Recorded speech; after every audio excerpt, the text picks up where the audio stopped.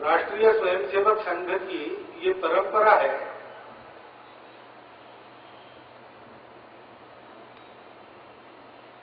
कि सरसंघ चालक के नए बनने के पश्चात एक बार देश भर में उनका प्रवास होता है। उस परंपरा के चलते ही इस वर्ष 21 मार्च को जब यह नया दायित्व मेरे सर पर आया, तब संघ की प्रतिनिधि सभा द्वारा ये तय किया गया कि देश के प्रमुख 25-27 शहरों में जाकर सब अपने कार्यकर्ता बंधुओं से मिला जाए, एक सार्वजनिक कार्यक्रम हो, सामाजिक सद्भावना की बैठकें हों। उस प्रवास के क्रम में मैं जोधपुर आया।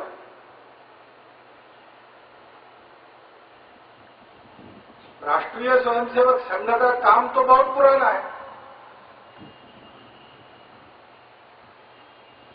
मार्गदर्शन करने की बात कही गई, लेकिन मार्गदर्शन भरपूर हो चुका है और हो रहा है। अब काम को करने की आवश्यकता है। राष्ट्रीय स्वयंसेवक संघ 84 वर्षों से काम कर रहा है। संघ का विचार कुछ नया नहीं है। संघ के विचार का तत्वात्मक अंश और क्रियात्मक अंश दोनों हमारे देश के और दुनिया के, देश दुनिया मानवता के लिए प्रामाणिकता से, निस्वार्थ बुद्धि से काम करने वाले लोगों के अनुभव के निष्कर्ष को लेकर ही चलने का रास्ता है। उसमें नई बात नहीं है, लेकिन उस रास्ते पर चलने के लिए जो योग्यता चाहिए, जो आदत चाहिए, वो करने का संघ का काम है। अब दुनिया में बहुत सारे काम चलते हैं। उन सारे कार्यों में कहीं न कहीं यह अभिनिवेश रहता है कि हम सब लोगों का मार्गदर्शन करेंगे, हम समाज को सुधारेंगे, हम ऐसा करेंगे, वैसा करेंगे।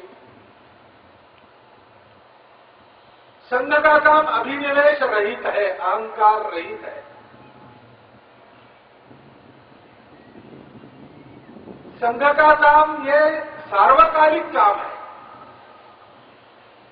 एक विशिष्ट परिस्थिति की प्रतिक्रिया के रूप में वो नहीं चलता, न किसी के विरोध में वो चलता है। और इसलिए ये एकदम अनोखा काम है। अपने देश में, पूर्ण देश में एक साथ, एक समय ऐसा काम गत 1500-2000 वर्षों में कम से कम नहीं हुआ। इसलिए यह संघ का काम 84 साल पुराना होने के बाद भी संघ के स्वयंसेवक समाज के जीवन के विभिन्न अंगों में अनेक प्रकार के कार्य करते हैं। उनके प्रसिद्ध होने के बाद भी अनेक प्रकार की आपत्तियों में, संकटों में अग्रसर होकर स्वयंसेवक राहत कार्य में जुट जाते हैं। उसके बावजूद संघ का राष्ट्रीय स्वयंसेवक संघ यह नाम, अथवा अंग्रेजी में उसका और एक छोटा सा रूप RSS, यह सबको मालूम है। उसके बाद भी संघ के काम को समझना अभी भी अभाव से ही मिलता है,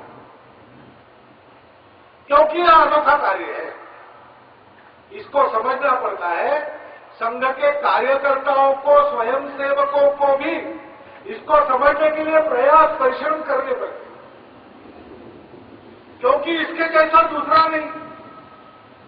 मनुष्य कोई नई चीज सीखता है तो उसको सिखाने का या उसके सीखने का तरीका सुप्रसिद्ध है, शास्त्रपूत है।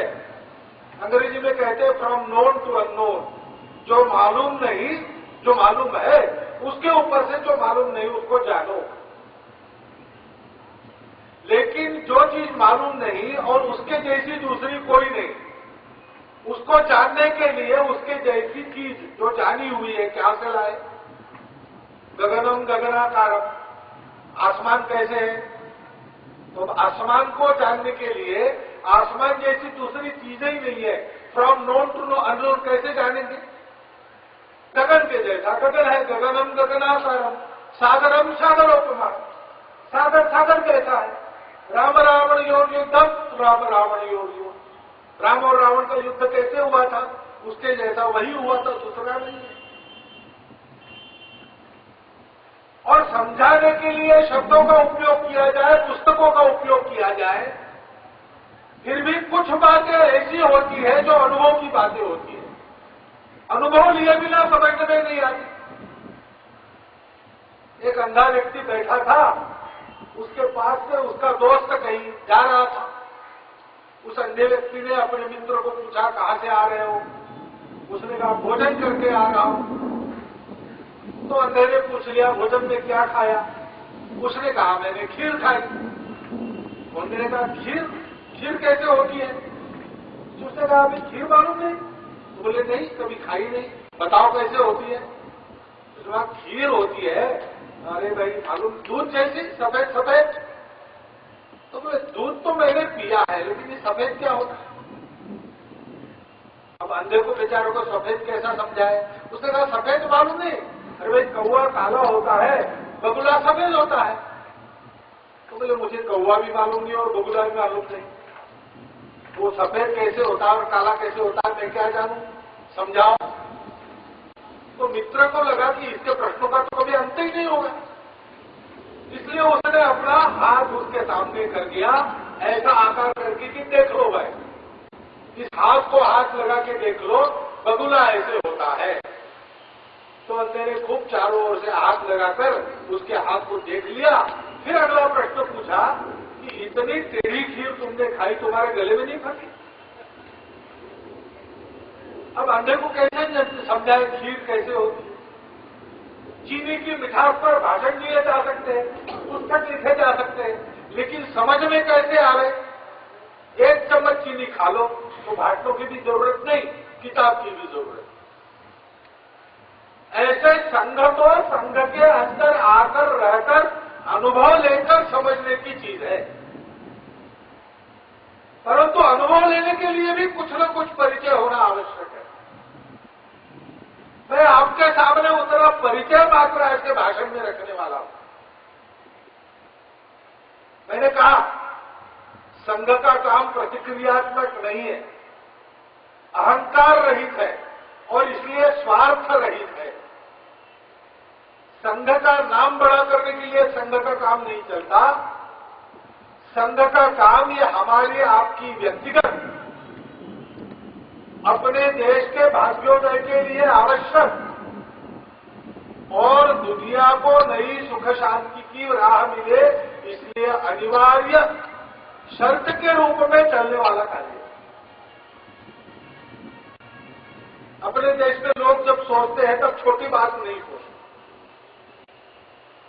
हमारे देश में स्वार्थ सोचने की परंपरा नहीं है, सर्वे भी सुखिनः सन्तु वाला हमारा देश है। और इसलिए हमारे देश के लोग अगर सोचने बैठ जाते तो एकदम मानवता की बात करते। आज उस मानवता की स्थिति क्या है? बहुत सारे संकट। आज सब लोगों के मन में, चिंतक लोगों के मन में सबसे भयानक संकट पर्यावरण का है। मालदीव के लोगों ने उसका विचार करने के लिए और दुनिया का आकर्षण करने के लिए सागर के तलहटी में जाकर बैठे। नेपाल के लोगों ने हिमालय की चोटी के पास बैठक की। अभी कोपेनहेगन में इतना बड़ा सम्मेलन दुनिया भर के नेताओं का हुआ उस समस्या को लेकर, और उस समस्या पर अगर काबू नहीं पा लिया तो आज ही लोग भविष्यवाणी कर रहे हैं कि 21 दिसंबर 2012 के बाद दुनिया रहेगी ही नहीं। सब कुछ खराब हो रहा है। कारण क्या है? कारण है प्रकृति से अपने आप को अलग मानकर, प्रकृति को जीतकर प्रकृति का शोषण करना सिखाने वाला जीवन का तरीका। ये सब लोग मानते हैं। दुनिया भर में मानते हैं। दुनिया भर के राज्य प्रमुख, हमारे देश के भी प्रधानमंत्री, पर्यावरण मंत्री ये अनेक बार कह चुके हैं कि इस पर्यावरण का संकट का मुकाबला अगर करना है तो जीवन शैली बदलनी चाहिए। प्रकृति का मित्र बनकर, प्रकृति का अंग बनकर जीना सिखाने वाला तरीका अपनाना चाहिए। प्रकृति को जीतना नहीं है, प्रकृति के साथ रहना है, उसका शोषण नहीं करना है, उसका दोहन करना है। अब ये तरीका किसके पास है दुनिया में? दुनिया में ये तरीका और किसी के पास नहीं, ये केवल भारत के पास है। क्योंकि भारत के परंपरागत सांस्कृतिक विचार में ही केवल ये बात है कि हम सब लोग सारे सृष्टि के अंग हैं, सृष्टि से हम अलग नहीं है। घट घट में राम है, एक ही तत्व विविध रूप में प्रकट हुआ है और इसलिए प्रकृति के अंग है। इस नाते हम जो कुछ अच्छा खराब करते हैं उसका सारे प्रकृति पर परिणाम होता है और इसलिए प्रकृति का बिगाड़ मत करो, उसका शोषण मत करो, उसका दोहन करो, उसको जीतो मत। उससे तुमने लिया है उसको दाम दुगना वापस करो। ये हमारे यहां परंपरागत चीज है। कीट पतंग पशु पक्षी पेड़ पौधे पहाड़ नदियों तक हमारे यहां पर भगवान के अवतार है, पूजा है। वो केवल धार्मिक कर्मकांड नहीं है, वो एक संस्कार है कि भाई जैसे हम है वैसी सारी सृष्टि है, हम सृष्टि के ही उपज में है, सृष्टि की ही हम उपज है। उसको अपने साथ विकसित करना है, अपने विकास के लिए उसको मारना नहीं। ये सिखाने वाला दूसरा कोई नहीं। हिंदू है, हिंदुत्व है, भारतवर्ष है। लेकिन दुनिया के देश बोलते तो ये है, करते नहीं है।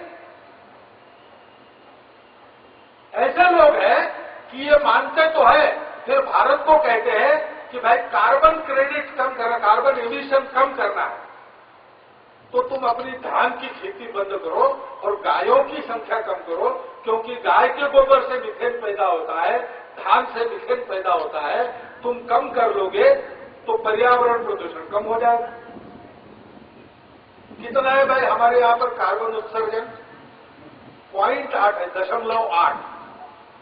हम आधा भी कर लेंगे तो कितना होगा? 0.4 होगा, 0.4 ही केवल कम होगा। आपकी जो फैक्ट्रियां चलती है, नए नए विषैले पदार्थ उत्पन्न करके आप समुद्र के पानी में, नदियों की पानी में जो बहा देते हैं, अपने देश में आणविक पदार्थों का उपयोग करके जो कचरा बनता है वह उत्सर्जन करने वाला कचरा, किरणों का उत्सर्जन करने वाला सारी दुनिया में फेंकने की जगह ढूंढ ढूंढ कर आप फेंकते हैं। उसके कारण जो उत्सर्जन होता है वो कितना होता है? वो 60 होता है। आप उसमें से 5 भी कम कर लेंगे तो हम जो करेंगे उससे कई गुना ज्यादा कम होगा। आप हमको क्यों उपदेश कर रहे हैं? गाय और धान को कम करने का उपदेश कर रहे हैं? पहले खुद देखो, खुद नहीं देखते, हम पर लादने का प्रयास करते हैं। क्यों? इसलिए कि स्वार्थ है। दुनिया में ये स्वार्थ भी समस्या का बड़ा कारण है। इस स्वार्थ के चलते अमेरिका जैसी महाशक्तियां अपने 4% जनसंख्या के लिए दुनिया के 80% साधन अपने पंजे में रहे, इसलिए अविकसित देशों को आर्थिक दृष्टि से अपने पिछले को पंगु बनाकर रखने की चेष्टा करती है। चीन जैसी महाशक्ति अपने देश के फायदे के लिए पड़ोसी देशों के भूमि से लेकर तो पड़ोसी देशों की संस्कृति पर अपना आधिपत्य जमाकर उनको नष्ट करने का प्रयास करते हैं। ये स्वार्थ एक समस्या का कारण है। इस स्वार्थ से निजात पाने का संदेश भी कहां पर है? बाकी दो लोगों में नहीं है। बाकी दुनिया जो चल रही है वो इस तंत्र पर चल रही है कि दुनिया में संघर्ष ही संघर्ष है, अस्तित्व के लिए संघर्ष, स्ट्रगल फॉर एग्जिस्टेंस। और जो बलवान है वो सब बलहीनों को मिटाकर खुद जीतेगा। Survival of the fitness. इसलिए बलवान बनो, बलहीनों को मारकर उनके सीने पर अपने पैर जमाकर उपभोग करो। त्याग संयम का नाम नहीं, उपभोग के लिए दुनिया है। दुनिया के राजा बनो, आसमां पे है बुधा और जमीन पे हम। अरे भाई, तुम्हारा जीवन पशु का जीवन नहीं है केवल उपभोग का। तुम मनुष्य हो तो दुनिया पर परोपकार करो। जो दूसरों के लिए जिएगा वही जिएगा, बाकी तो कुत्ता बिल्ली भी जीते हैं। इसलिए त्याग और संयम पूर्वक जीकर सारे दुनिया के विकास के लिए अपना जीवन खर्च करो।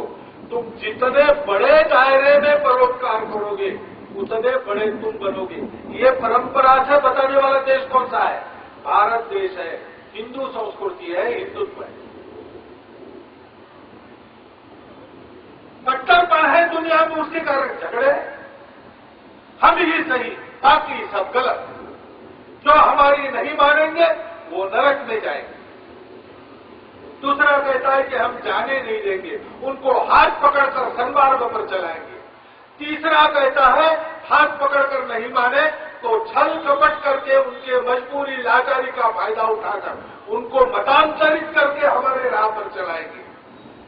तीसरा कहता है कि अगर वैसे नहीं माने तो कान पकड़कर चलाएंगे। चौथा कहता है कि कान पकड़कर भी नहीं मानेंगे तो मार पीट कर चलाएंगे।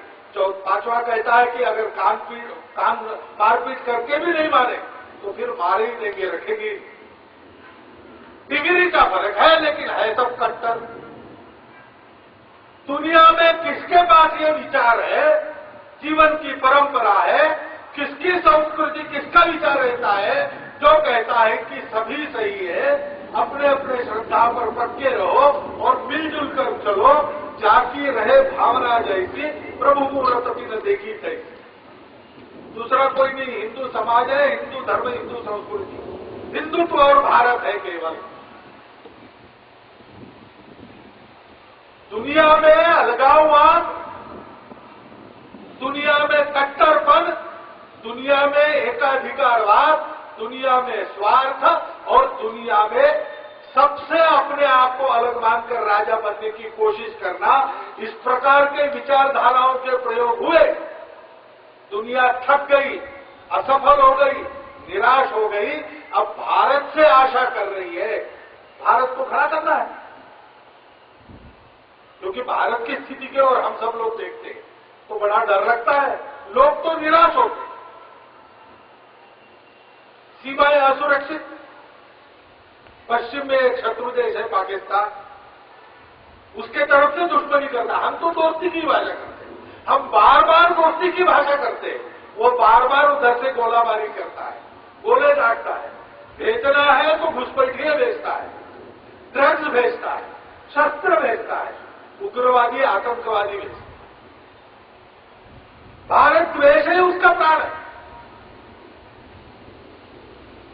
उसको एक बार ऐसा सबक सिखाना चाहिए कि फिर से भारत के खिलाफ मुंडी उठा ना सके। लेकिन हमारे भी धैर्य की कोई कमाल है। हम लोग दोस्ती की भाषा कर रहे हैं, क्या हम अपेक्षा करते कि अमेरिका उसको नियंत्रित करेगा? अमेरिका तो पाकिस्तान का मित्र बनकर आता है, उसको भारत भी चाहिए, पाकिस्तान भी चाहिए और दोनों में झगड़ा भी चाहिए, नहीं तो उसको यहां पैर रखने की जगह नहीं मिलेगी। कश्मीर में और श्रीलंका में वो अपने पैर रखने की जगह ढूंढ रहा है। हमको पैर रखने देंगे ऐसे लोग वहां पर रहे, इसकी चिंता करता है। कश्मीर की बात कितनी निर्विवाद है, लेकिन उस विवाद को वो मिटाता नहीं है। उस विवाद को कायम रखकर स्वयं बीच बचाव करने वाला मध्यस्थ रहकर वो जैसे दो बिलाओं के झगड़ों में बंदर ने ही सारा मक्खन लूट लिया। दो बिलाओं का झगड़ा हुआ, मक्खन मिल गया, बंटवारे पर झगड़ा हो गया। तो बंदर आ गया, उसने कहा मैं करता हूं, कोई बात नहीं, मैं थर्ड पार्टी हूं। और फिर उसने तराजू में डाला, एक तरफ मक्खन का एक टुकड़ा, दूसरी तरफ एक टुकड़ा। एक टुकड़ा वजनदार था, वो नीचे हो गया, तो उसमें से थोड़ा काट के उसने खा लिया। तो वो जरा ज्यादा ही खा लिया उसने, तो वो हल्का हो गया, इधर वाला भारी हो गया, इसलिए इधर का काट के खाया तो वो हल्का हो गया। ऐसे करते करते दोनों पलटे का मक्खन बंदर ने ही खा लिया। ये अमेरिका की नीति यहां चलती है। वास्तव में हमको देखना ही नहीं चाहिए उधर। कश्मीर भारत का अभिन्न अंग है। ये हमारे संसद का निर्विवाद प्रस्ताव है, एकमत से प्रस्ताव है। हम तो यही कहते हैं कि गुलाम कश्मीर कब वापस लाएंगे, इतनी ही समस्या बाकी है, उस प्रस्ताव में कहा है। लेकिन क्या दुर्भाग्य है, हमारे सरकार ने नियुक्त किया हुआ अध्ययन मंडल सरकार को कहता है कि 1953 के पहले की स्थिति लाओ, यानी वहां पर 2 विधान 2 प्रधान 2 निशान फिर से लागू करो। ऐसे से समस्या गूंजेगी क्या? जो अलगाववाद का बीज इतने महत प्रयास से अपने पूर्वजों ने काबू में लाया था, थोड़ा बहुत, बहुत ज्यादा नहीं, लेकिन थोड़ा बहुत तो लाया था, उसको आप फिर से जीवित कर रहे हो। 370 जो इरोड़ हुआ था, जिसका क्षरण हुआ था, उसको पुनर्जीवित कर रहे हो। वो तो कूड़ेदान में डालने के लायक है, उसको रद्द करना चाहिए। लेकिन ये उल्टी नीतियां चल रही है। वहां के अलगाववादियों के साथ बात होती है, 3 लाख कश्मीरी लोग विस्थापित होकर स्वतंत्र देश के स्वतंत्र नागरिक अपने ही भूमि में विस्थापित हो रहे, उनकी सुरक्षित ससम्मान हिंदू और भारत भक्त रहते हुए वापसी की चिंता नहीं करते, केवल और मधुर मधुर घोषणाओं की लीपापोती करते। अलगाववादी पाकिस्तान से बात करते वो चलता है, वहां से स्वधर्म और स्वदेश के भक्त बनकर विस्थापित होकर जो 3 लाख हिंदू विस्थापित पाकिस्तान से 1948 से वहां पर बसे, आज तक उनको वहां का नागरिकत्व नहीं दिया गया। वो जिंदा है, कहीं पर उनकी गिनती नहीं है अपने देश में, उनकी कोई आइडेंटिटी नहीं है। 48 से चल रहा है, स्वतंत्रता के 7 साल लौट जाने के बाद। क्या वो हिंदू है इसलिए उनको ये उपेक्षा सहन करनी पड़ रही है? लेकिन नीतियां भी ऐसी उल्टी चलती है। क्या चल रहा है कोई पता भी नहीं चलता। उत्तर में चीन है, दोस्ती की बात करते करते पीछे एक बार उसने आक्रमण किया था। हम जानते हैं चीन की नीति, खुला खुला दावा हमारे प्रदेशों पर बोल चुका है, बोलते रहता है। हम जानते हैं कि आज उसकी दोस्ती की भाषा इसलिए है कि हमारे साथ युद्ध करना उसके विकास नीति के दृष्टि से उसको नहीं पुराएगा। लेकिन वो क्या कर रहा है सीमा पर, इसके बारे में एक तो पारदर्शिता नहीं। कभी कहते कि नहीं उसने भूमि ले ली है, हमने अपनी भूमि छोड़ दी है, दूसरे दिन कहते हैं कि नहीं छोड़ दी है। देश भर में हम घूमते हैं, लोग हमको पूछते हैं कि वास्तविकता क्या है। उसको चीन के प्रभाव में नहीं जाने देना चाहिए, ध्यान में नहीं आती है। ऐसे नहीं। बांग्लादेश से दोस्ती की बात हो गई, हमने घुसपैठियों की बात क्यों नहीं की? कितने ही घुसपैठिए करोड़ों की संख्या में अपने देश में अर्थव्यवस्था पर बोझ बनते, सुरक्षा के लिए एक बड़ा खतरा बनते हैं। लगे हाथ उसकी भी बात करके डिलीट और डिपोर्ट, ये जो सुप्रीम कोर्ट ने कहा है, उस आदेश का पालन करने लायक परिस्थिति हम बना लेते तो एक समस्या दूर हो जाए। चिंता होती है इन बातों के कारण सब सोचने वाले लोगों, क्योंकि असर भी उग्रवाद है। जिस विचार ने दुनिया पर कहीं शोषण की समाप्ति नहीं की, उल्टे शोषण को बढ़ाया, जहां 2 ही वर्ग वो मानता था, वहां 3 वर्गों को उत्पन्न करके और वंचित वर्ग को सदा के लिए वंचित रखा। और ऐसी अपनी नीति के कारण दुनिया के समाजों की मुंह बंद करने की नीति के कारण 70 साल में दुनिया ने जिसका त्याग किया, ऐसे विचार को लेकर यहां पर शोषण समाप्ति का दावा करके नक्सलवाद चलता है। अपने आप को बड़ा शोषण मुक्तिकारक कहते हैं, लेकिन बड़े बड़े उद्योगपतियों से चंदा वसूली करके सामान्य वर्ग में हत्याएं करते हैं। आधुनिक डकैत बन जाते हैं। ऐसे ये लोग, इनसे बात क्या करनी है भैया? पहले तुम्हारी गोली बंद करो, बंदूक नीचे रखो, तब बात करेंगे। क्योंकि जब जब शांति वार्ता हुई है तब तक जानते हैं सारे देश में नक्सलवादियों ने अपनी खुद की अगले लड़ाई की तैयारी के लिए उसी का उपयोग किया है। समय रहते वो सब भस्मासुर को कठोर उपाय योजना के साथ काबू में लाए, साथ साथ शोषण बंद करने वाला पारदर्शी जवाबदेह शासन और प्रशासन उत्पन्न करे, समाज का प्रबोधन करे, अपने सुरक्षा बलों को, अपने सूचना तंत्र को अधिक कार्यक्षम, अत्याधुनिक बनाए। ये करने की आवश्यकता है, लेकिन उसकी तरफ ध्यान दें। वहां भी राजनीति चलती है। राज्य में कौन सत्ता में है उसके आधार पर वहां के नक्सलवादियों पर कार्रवाई हो रही है। छत्तीसगढ़ को मदद नहीं मिलती है, आंध्र को मिलती है। बंगाल में कम्युनिस्टों के साथ जब तक दोस्ती है तब तक दूसरी नीति, तृणमूल कांग्रेस के साथ दोस्ती है तब दूसरी नीति। ये राजनीतिक प्रश्न नहीं है, देश की सुरक्षा के प्रश्न है, हम सबके प्रश्न है। ये पार्टी पॉलिटिक्स की ऊपर की बात है, लेकिन नहीं चलता। अब तो इन उग्रवादियों की, आतंकवादियों की साठगांठ बाहर के शक्तियों से हो गई है। ये भी रिपोर्ट सरकार की मिलती है, चिंता होती है। समाज को मार्गदर्शन जिन नेताओं का होना चाहिए, राष्ट्र की एकात्मता, अखंडता और सुरक्षा की चिंता जिनको करनी चाहिए, वो लोग क्षुद्र मतों के आधार का विचार करते हुए ऐसी शक्तियों का लांगुल चालन करते। अपने देश में कोई माइनॉरिटी वास्तव में है नहीं, लेकिन यहां अल्पसंख्यकों का लांगुल चालन होता है, बहुसंख्यकों की उपेक्षा होती है। क्यों होता है? मतों के लिए होता है। उसके कारण राष्ट्र को खतरा होता है तो भी चलेगा। संविधान का आदेश है संप्रदाय के आधार पर आरक्षण नहीं देना, लेकिन निर्लज्ज लांगुल चालन होता है संप्रदाय के आधार पर सुविधा, संप्रदाय के आधार पर असत्य को सत्य कराने वाली एक कमिटी, उसकी सिफारिश है, उन पर विचार। ये देश सबका है, इस देश पर सबका अधिकार है, कोई भेद नहीं किया जाना चाहिए। लेकिन प्रधानमंत्री कहते इसका पहला हक है, बाकी सबका हक बाद में है।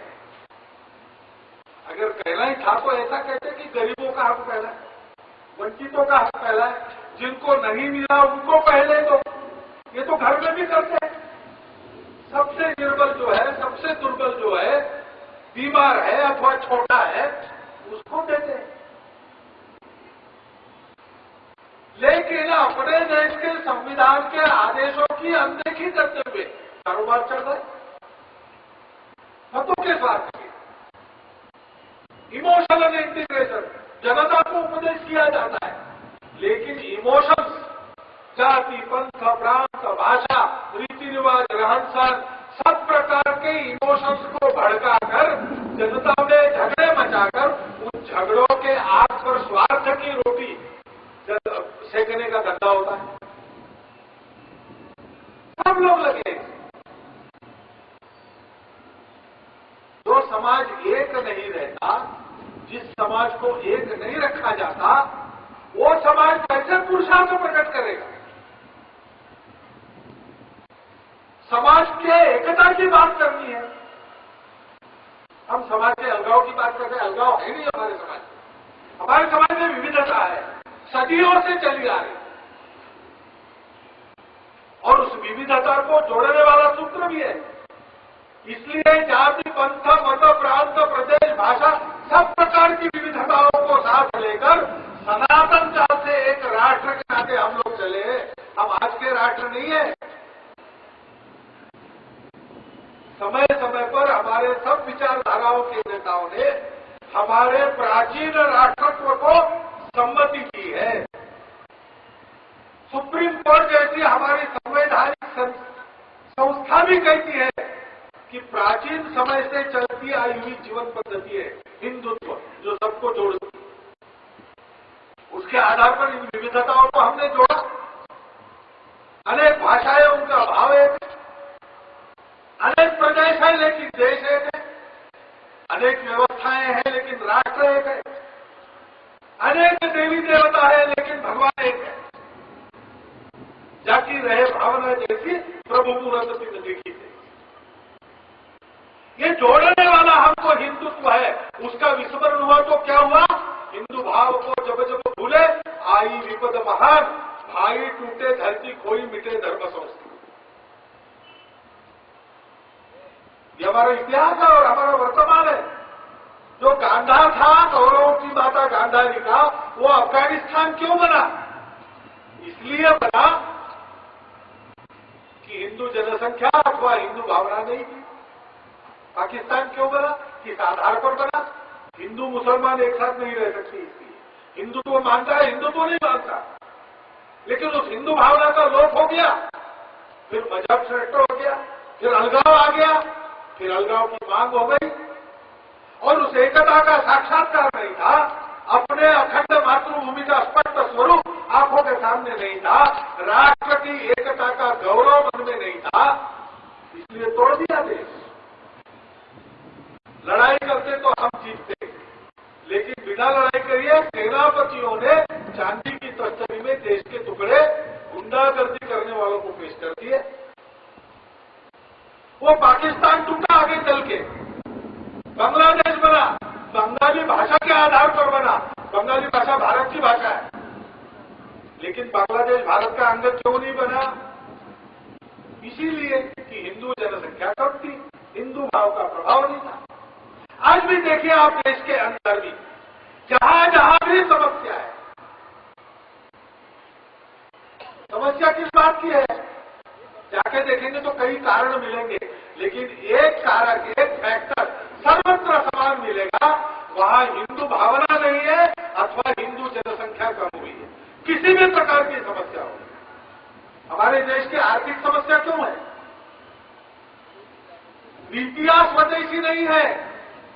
जिन नीतियों के कारण अमीर अमीर होता है और गरीब गरीब बनते चले जाते हैं, प्रकृति का विध्वंस होता है, मनुष्यों में आपस में दरी बढ़ती है, सब चीजों को पैसे से तोलने की प्रवृत्ति उत्पन्न होकर स्वार्थ बढ़ता है और कुटुंब व्यवस्था उद्ध्वस्त हो जाती है। ऐसे जिस व्यवस्था का अनुभव है, उसी का विचार करके अपनी आर्थिक नीति को अभी तक हम बना रहे, इसीलिए तो समस्या है। विकास का दर बढ़ रहा है ऐसा कहते हैं, सरकार ने नियुक्त किया, दूसरा कमीशन कहता है कि 12% गरीबी बढ़ गई। तो इधर विकास का दर बढ़ गया, उधर 12% गरीबी बढ़ गई। ये कैसे हो गया? एक्सपोर्ट बढ़ गया, इंपोर्ट बढ़ गया और बेरोजगारी बढ़ गई। ये कैसे हो गया? नई कंपनियां, नए कारखाने लगे, बेरोजगारी बढ़ रही है। कैसे होता है? ये विरोधाभास उस व्यवस्था में है।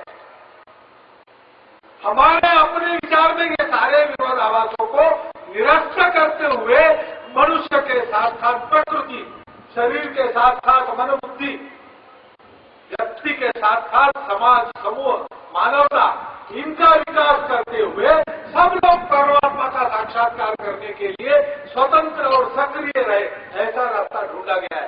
उस रास्ते पर अपनी नीति नहीं चलती। क्यों नहीं चलती? हिंदू भाव का लोप हो गया दिमाग में। ये हिंदुत्व सबको जोड़ता है, उसका गौरव मन में धारण करना, उसकी स्पष्टता दिमाग में धारण करना, अपने पवित्र भारत माता का अखंड स्वरूप, उसको वैभव संपन्न स्थिति में सारी दुनिया में विश्वगुरु के रूप में स्थापित करेंगे। इस प्रकार का जीवन लक्ष्य लेकर, गुण संपन्न बनकर सारी दुनिया में भारत का भाग्य बदलने के लिए, जीने मरने के लिए तैयार रहना, संगठित होकर ये करने की आवश्यकता है। तब भारत का भाग्योदय होगा। देशात्म बोध की चेतना का गौरव मन में धारण करते हुए सामान्य व्यक्ति के सद्गुणों को जब तक नहीं बढ़ाते, तब तक भारत का भाग्य बदलने वाला नहीं है। ये निष्कर्ष मैं संघ के बौद्धिक पुस्तक में से आपको नहीं बता रहा हूं। अपने देश में कम्युनिस्ट पार्टी की स्थापना करने वाले सर मानवेंद्रनाथ रॉय के जीवनगत का अनुभव जिस रेडिकल ह्यूमैनिज्म नाम की पुस्तक में उन्होंने लिख के रखा है, उसमें ये वाक्य है। वो आगे कहते हैं, ये बहुत लंबा रास्ता लगता होगा आपको, लेकिन जब किसी स्थान पर जाने का एक ही रास्ता होता है, तब वही सबसे छोटा रास्ता होता है। यही एकमात्र रास्ता है। केवल हम नहीं कहते, डॉक्टर अब्दुल कलाम कहते हैं, हजारों वर्षों से हमने शक्ति की उपासना छोड़ दी और स्वयं का गौरव करना छोड़ दिया, इसलिए हम लोग गुलाम रहे। हजार वर्षों से जो गुलाम बने, 1000 वर्ष पहले जो स्वतंत्र थे, वो हम कौन थे? उन हमको हिंदू इस नाम से ही जाना जाता था। डॉक्टर अब्दुल कलाम हिंदू शब्द का उच्चारण नहीं करते, लेकिन 1000 वर्ष की गुलामी का उल्लेख करते। संविधान सभा में डॉक्टर अंबेडकर साहब ने भी जो भाषण किया, उस समय उन्होंने इसी 1000 वर्ष की गुलामी का उल्लेख किया। उन्होंने कहा था कि हमको एक बनना चाहिए, नहीं तो 1000 वर्षों से गुलाम हम भेद के कारण रहे, एक नहीं हुए, तो ये संविधान अपनी रक्षा नहीं करेगा। इस 1000 वर्षों की एकता में शक्ति है। डॉक्टर अब्दुल कलाम आगे कहते कि शक्ति सेना की, पुलिस की, सरकार की नहीं होती, लोगों की होती है। लोक शक्ति का जागरण करना चाहिए। लोक शक्ति के जागरण के लिए आगे वो कहते हैं कि अपने प्राचीन संस्कृति के संस्कारों का पुनरुज्जीवन करना चाहिए। ये सारी बातें अपने देश के लिए काम करने वाले प्रामाणिक निस्वार्थ बुद्धि के जो लोग हैं, उनकी विचारधारा कोई भी हो, उनका कार्यक्षेत्र कोई भी हो, उन सबके भाषणों में, पुस्तकों में उनके जीवन के अनुभव में से मिलती है। संघ निर्माता डॉक्टर हेडगेवार ने उनके समकालीन ऐसे सब लोगों के साथ स्वयं काम किया, अनुभव लिया। तब उन्होंने जाना कि नेता नारा, नीति, पार्टी, सरकार, अवतार, विचार, महापुरुष, इन पर निर्भर रह के भारत का भाग्योदय नहीं होगा। ये सब सहायक होते हैं। जब समाज जागरूक होता है, तब अपने देश समाज की दुर्वस्था, दैन्यावस्था के लिए बाहर के लोगों को गाली मत दो, परकियों को, परधर्मियों को, विधर्मियों को जिम्मेवार मत मानो। वो तो जो करना था वो करने के लिए ही आए थे, जो उन्होंने किया। हम लोग सो रहे, हमको उस हिंदुत्व की, देशात्मबोध की चेतना को मन में जागरूक कर, उसके गौरव का भगवा ध्वज ऊंचा उठाते हुए अपने अखंड मातृभूमि की विश्वगुरु पद पर परम वैभव की स्थिति में स्थापना करने के लिए ध्येय निष्ठ होकर गुण संपन्न संगठित बनना पड़ेगा।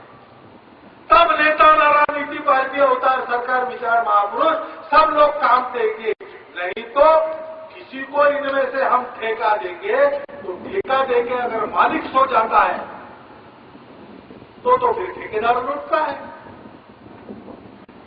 अपने देश की सब समस्याओं के मूल में अपने समाज की ये विघटित आत्मविस्मृत अवस्था, यही एक कारण है।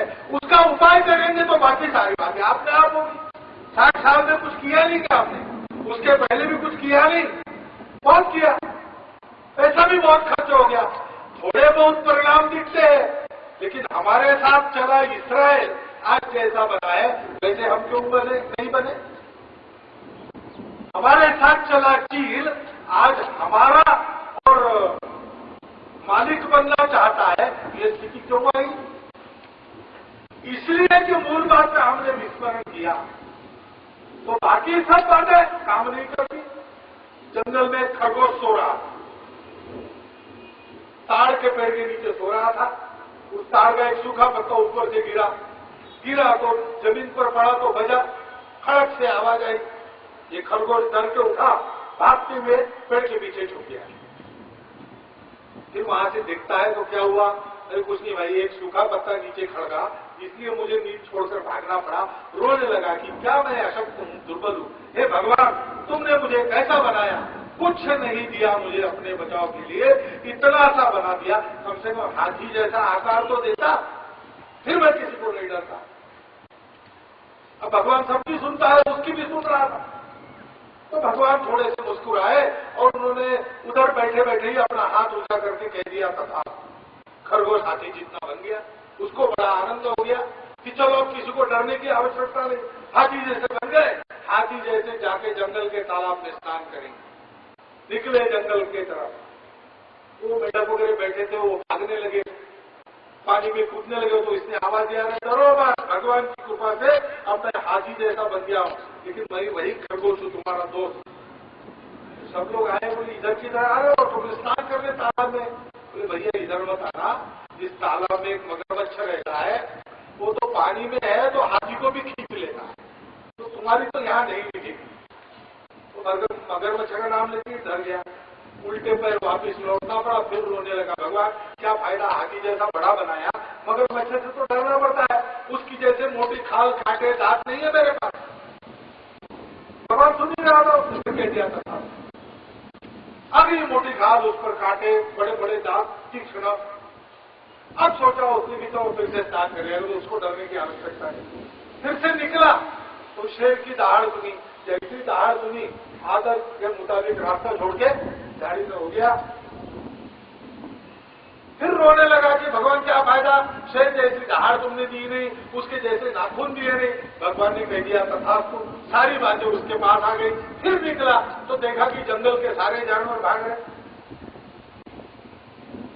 पूछा उसने, बंदरों से क्यों भाग रहा हो? बोले तुम भी भागो, ये तुम्हारे दांत नाखून ये सारी बातें काम नहीं आएगी। जंगली भैंसे भाग रहे हैं, उनका झुंड इधर ही दौड़ते हुए आ रहा है, रौंदे जाओगे आ रहोगे तो कहीं ढूंढ छुपने का आसरा ढूंढो।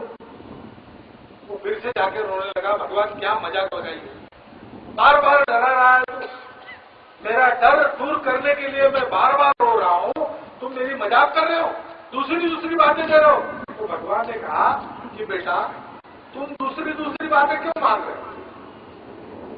तुमको अगर डरना नहीं था तो ये सब मांगने की जरूरत ही नहीं थी।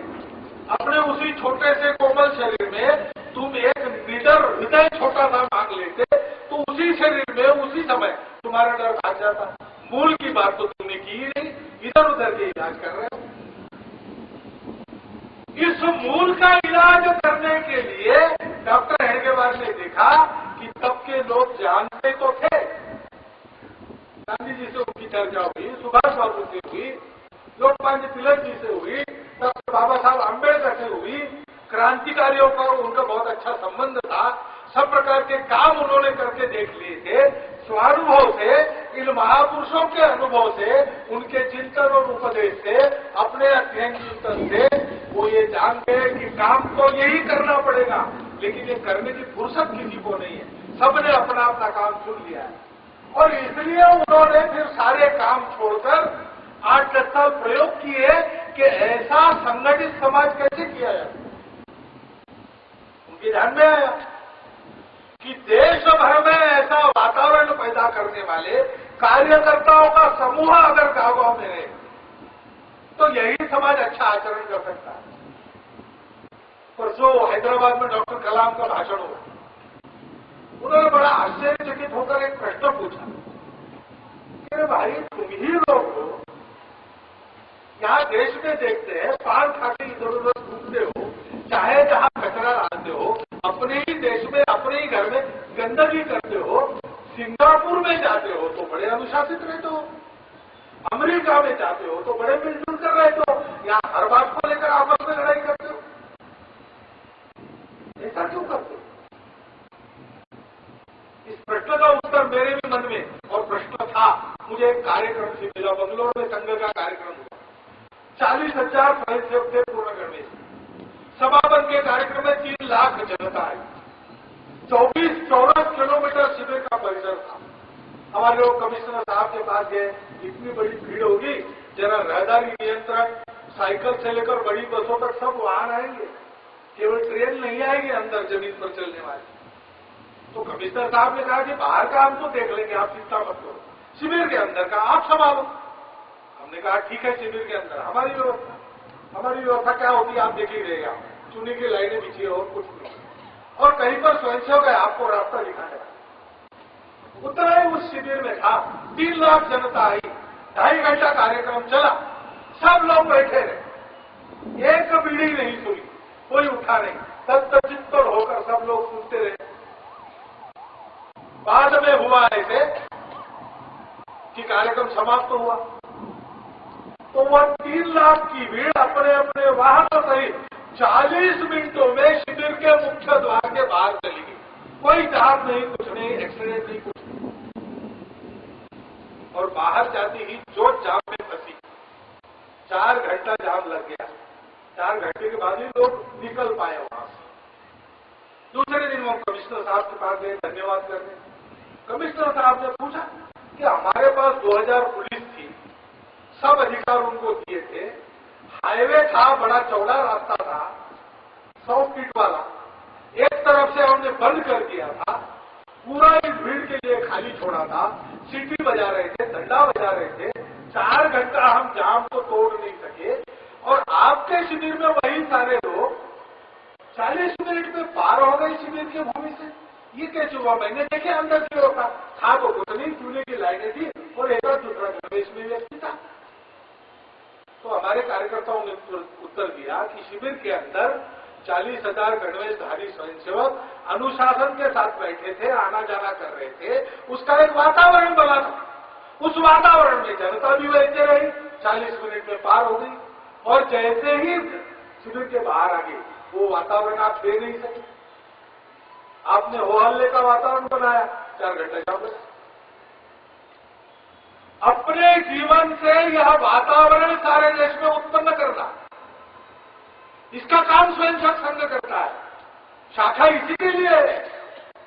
ये सारे स्वयंसेवक आते हैं शाखा, अपना खर्च करके आते, इनको मिलता कुछ नहीं, यत्किंचित भी स्वार्थ पूर्ति संघ में होती नहीं। उल्टे संघ की गारंटी है कि आप संघ में आएंगे तो आपको मिलेगा कुछ नहीं, जो आपके पास है वही चला जाएगा देश में, देश के काम। ऐसा होकर भी आते, तेरा वैभव अमर रहे मां, हम दिन 4 रहे, सीधे साधे सरल दिखने वाले कार्यक्रम करते हैं। मिलकर करने में बहुत मेहनत करनी पड़ती है, वो करते हैं। और यहां से तैयार होकर जब समाज जीवन में जाते हैं तो यही स्वयंसेवक 1,57,000 से ऊपर छोटे बड़े सेवा कार्य दुखी झोपड़ियों में, सुदूर वन प्रांतों में, देहातों में जाकर अपने वंचित बंधुओं के लिए अपनी चमड़ी घिसकर अपनी चमड़ी खर्चा करते हुए समाज के बल के आधार पर करते, सरकार से एक पैसा नहीं देती। जीवन के अंगों के, समाज जीवन के अन्य अंगों में जाकर इन्होंने संगठन खड़े किए अथवा चलने वाले संगठनों में सहभागी हुए। वह सारे संगठन आज नंबर 1 के संगठन है। कोई आसमानी या सुल्तानी संगठन हो, मनुष्य निर्मित हो या प्रकृति निर्मित हो, सबसे पहले स्वयंसेवक पहुंचता है। परसों उन्नाव के बाद प्रयागराज और गोरखधाम एक्सप्रेस की टक्कर हो, 15 मिनट में स्वयंसेवक पहुंचे। रेलवे के लोग भी बाद में पहुंचे, सेना पुलिस भी बाद में पहुंचे। वो पूछते हैं सेना पुलिस वाले कि बाढ़, भूचाल, चक्रवात वगैरह सब आते हैं तो क्या तुम्हारे कार्यालय पर टेलीफोन करके आते हैं क्या अगले रात, कल हम आ रहे हैं, तैयार रहो? टेलीफोन वगैरह नहीं होता है। इनकी आदत बनी, इनका स्वभाव बन गया रोज शाखा में आने के नाते। ये समाज मेरा है, ये देश मेरा है, इसके लिए मेरा जीवन है, इसके लिए मैं गुण संपन्न बनूंगा। अपना सारा कर्तृत्व राष्ट्र हित में अर्पित करूंगा। राष्ट्र के स्वार्थ में मेरा स्वार्थ है, मेरे स्वार्थ की बलि चढ़ाऊंगा। किसी कोने में मैं रहता हूं, किसी पंथ का मानने वाला हूं, किसी जात में पैदा हुआ हूं, किसी भाषा का बोलने वाला हूं, लेकिन मेरे आंखों के सामने संपूर्ण अखंड भारत में विद्यमान हिंदू राष्ट्र रहता है, संपूर्ण समाज रहता है। हिंदुत्व के मानवता परक मूल्य, बंधुभाव परक मूल्य, एकमात्र हिंदुत्व के मूल्य ऐसे हैं जो विश्व को कुटुंब के रूप में देखते हैं, वो मूल्य रहते हैं। उनके आधार पर अपना जीवन देने का अथक प्रयास मैं करता हूं। ऐसे स्वयंसेवकों के समूह गांव-गांव में जब खड़े होंगे तब देश का वातावरण बदलेगा, समाज जागरूक होगा। जागरूक समाज नेता, नारा, नीति, पार्टी, अवतार, सरकार, विचार, महापुरुष सबको एक दिशा में चलाएगा, सबके प्रयासों के पीछे अपना बल खड़ा करेगा, तब भारत का भाग्य बदलेगा, तब भारत परम वैभव संपन्न बनेगा, तब सारी दुनिया सुखी संपन्न होगी और हमारा आपका जीवन भी तभी सुखी होगा। नहीं तो जिनकी क्षमता है तो अमेरिका, ऑस्ट्रेलिया में जाकर बड़ी बड़ी कमाई करने की हैसियत रखते, ऐसे लोग भी वहां मार खा रहे, मर रहे। क्यों मर रहे? देश दुर्बल है। इसलिए जिसका देश दुर्बल है, जिसका समाज सुखी है, उसको कहीं दुनिया में भी सिर टेकने की जगह नहीं है। जो आदमी को कहीं हाथ नहीं लगाता, क्योंकि लोगों को मालूम है कि इनको हाथ लगाया तो इनके पीछे पूरा जो राष्ट्र है हाथ तोड़ के रखेंगे, ये उनकी क्षमता है। हमारा आपका जीवन ठीक करने के लिए, देश का भाग्य बदलने के लिए सारी दुनिया जिस रास्ते की राह में है, वह सुख शांति का नया, प्रकृति की मित्रता करने वाला रास्ता उनको दिखाने के लिए हिंदू संगठन आवश्यक है, हिंदुत्व का प्रभाव आवश्यक है, हिंदुत्व के अनुसार देश की नीतियां आवश्यक है, हिंदुत्व के अनुसार समाज का भेद रहित, शोषण मुक्त, समता युक्त आचरण आवश्यक है। उस आचरण की आदत डालने वाला राष्ट्रीय स्वयंसेवक संघ है। और इसलिए मेरा आपसे निवेदन है कि इस संघ के दूर से दर्शक बने रहकर काम नहीं चलने वाला, इसके मात्र हितैषी बनकर परिणाम नहीं होने वाला। संघ के अंदर आकर आपको संघ का स्वयं सेवक बनना पड़ेगा। हमारी माता बहनों के लिए ऐसा ही काम राष्ट्र सेविका समिति का चलता है, आपको उनकी शाखा में जाना पड़ेगा, पुरुष संघ की शाखा में आएंगे। समाज के लिए करने वाले कामों में पुरुष महिला सब साथ रहेंगे। इन संस्कारों को ग्रहण करना राष्ट्रीय एकता के, राष्ट्रीय स्वाभिमान के, भलमन साहब के, मानवता के, सद्गुण संपन्नता के, संगठन के, ये काम हम सबको करना पड़ेगा। ये करेंगे तो भारत का भाग्य बदलेगा। आइए संघ में आइए, देखिए, अंदर से अनुभव कीजिए। और उस समय अगर रहे, आपको लगेगा कि 12 जनवरी को विवेकानंद जी की जयंती के अवसर पर विवेकानंद जी के सपनों का भारत खड़ा करने का जो रास्ता संघ ने बताया है, उसका जो वर्णन हमने सरसंघ चालक से सुना, उसकी एक भी बात वहां नहीं मिल रही है, तो आप बाहर जाने के लिए स्वतंत्र है। यहाँ आने जाने पर कोई रोक नहीं, कोई ताला नहीं है। ये सारी बातें अनुभव की बातें, देखने की बातें। अंदर आइए, संघ को देखिए, संघ के कार्यकर्ता बनिए, क्योंकि उससे संघ का नाम बड़ा होने वाला नहीं है। संघ तो अपने लिए कुछ नहीं चाहता, संघ समाज में अलग संगठन करना नहीं चाहता, संपूर्ण समाज को संगठित करना चाहता है और नेकी करके उसका श्रेय सारे समाज को देना चाहता है, अपने देश के नाम के लिए, अपने जीवन के उन्नयन के लिए और सारी दुनिया की मानवता की भलाई के लिए।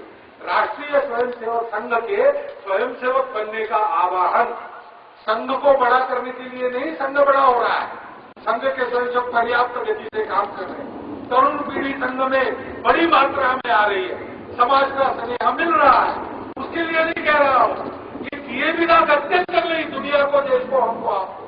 इसलिए यह आह्वान करते हुए, धन्यवाद देता हुआ मैं अपने इन 4 शब्दों को समाप्त करता हूं।